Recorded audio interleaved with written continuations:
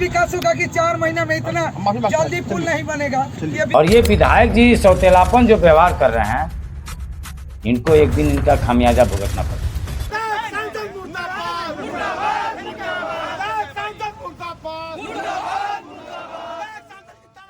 अंतर्राष्ट्रीय महत्व का शहर रक्सौल इन दिनों अपनी मूलभूत समस्याओं के समाधान और झूठे वादे और दावों के चंगुल से खुद को उबारने के लिए आंदोलन की आग में झुलस रहा है।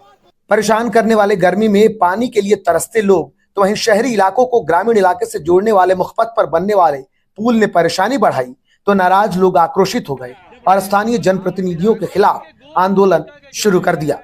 फिर क्या, चाहे चुनावी माहौल बनाना हो या सियासी सरजमी साधने की कोशिश, विपक्षी दलों ने भी इसी आग में खुद की रोटी सेकनी शुरू कर दी।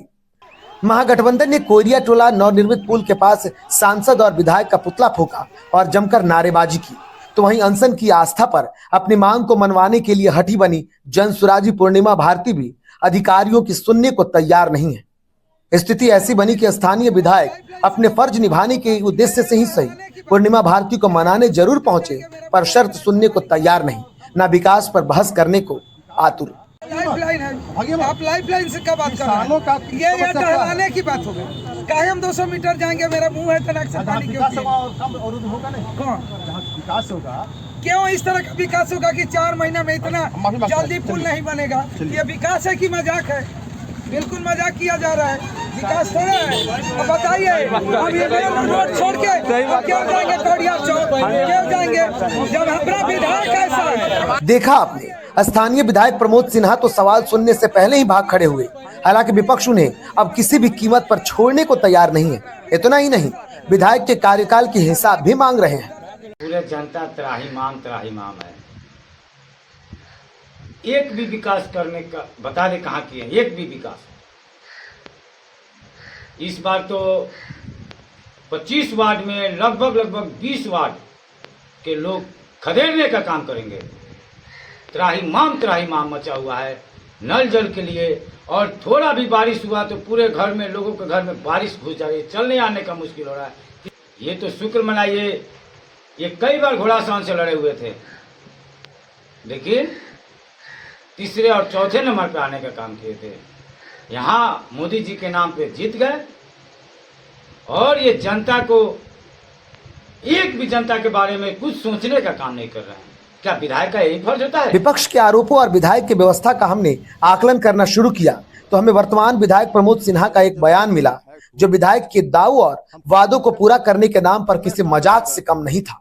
जब से मैं विधायक हुआ, हम किसी बात का खंडन करते हैं? मैं काम में लगा रहता हूँ। 4.5 साल में जो मैंने काम करवाया, आज इतिहास है कोई? आज तक इतिहास रहा क्या नहीं करवाया रक्सौल में? अगर विधायक की बातों को हम 100% सही मान भी ले, तो भी विपक्ष के आरोप सच्चाई से ज्यादा दूर नहीं है। सबसे बड़ी बात, जब विधायक की बात आती है तो इनका मैनिफेस्टो याद आता है।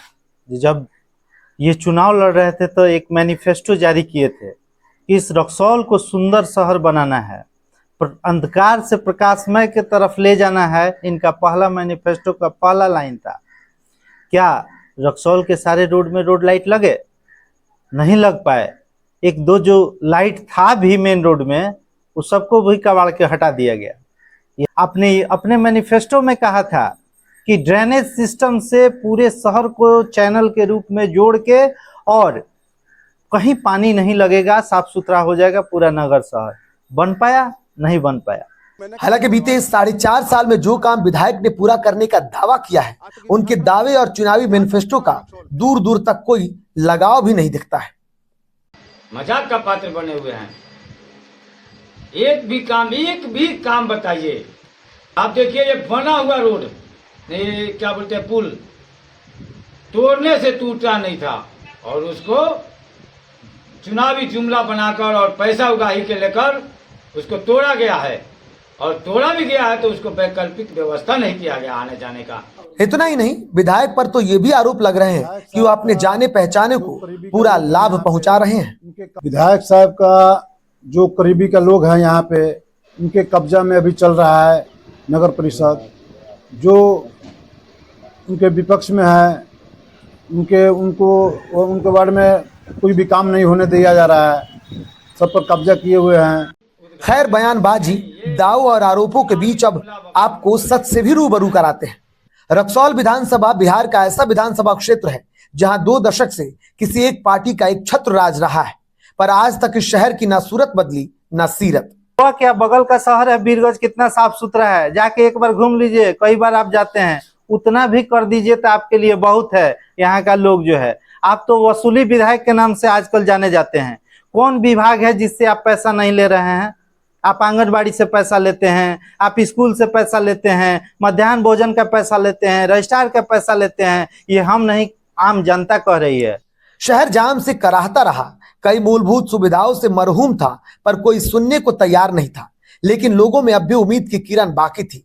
साल 2020 में जब इस सीट पर चेहरा बदला तो लोगों ने विकास की नई परिकल्पना कर ली, और करे भी क्यों ना, बीजेपी के जिताऊ सीट में शामिल रक्सौल को प्रमोद सिन्हा जैसे नए चेहरे मिले, जिन्होंने शहर को स्वर्ग बनाने का सपना दिखाया था और ग्रामीण क्षेत्रों को विकास की नई पंख देने का वादा किया।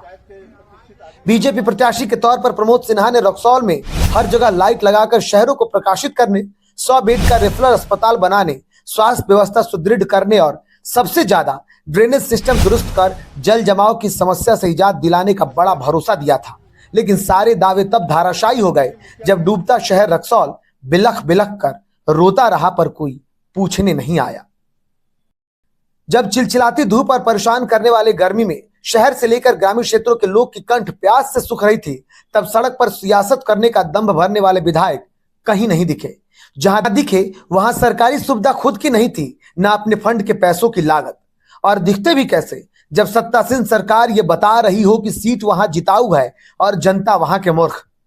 काम करोगे या नहीं, जीत अपने पक्ष में होगी, वरना सच्चे मन से काम करना होता तो आज शहर न जाम से जंग लड़ रहा होता, न शहरी सौंदर्यीकरण के नाम पर कचरे दिखते, न खुली नालियां मौत को दावत देती, न आसमानी आफत बनकर टूटी बारिश की बूंद लोगों को तैरने पर मजबूर करते। आज भले ही चुनावी साल है तो विपक्षी पार्टी अब छोटे या बड़े मुद्दे खोजकर आंदोलन को आतुर है, लेकिन कल तक ये भी वैसे ही जिंदगी जीकर खुश थे जिसके जद में आज जनता है।